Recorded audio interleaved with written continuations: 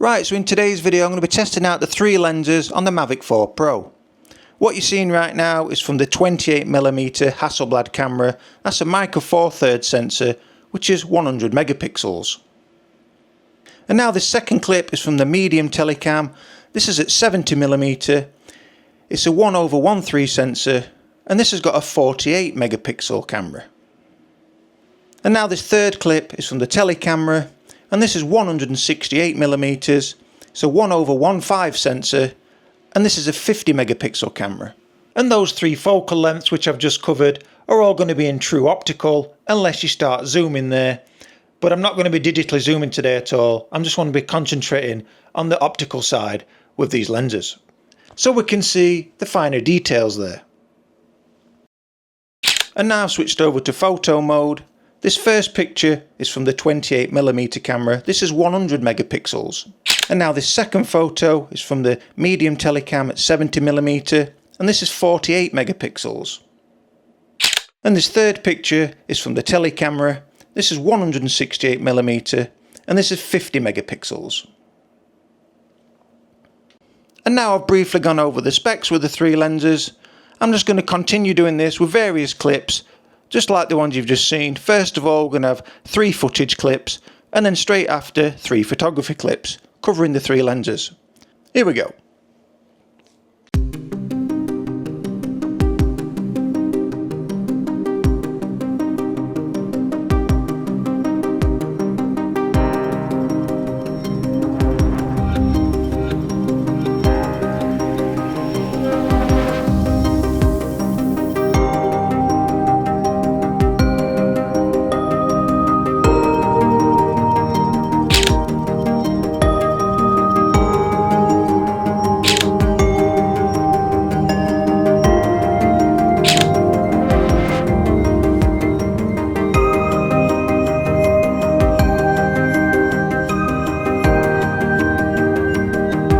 So today there's quite a bit of wind. We've got a ground speed at 19 mile an hour and it's gusting 28 mile an hour. So the higher I get with the drone, the more it's going to test out the stability of the gimbal on the Mavic 4 Pro. We may see slight wobbling at the 168mm telecamera lens for obvious reasons.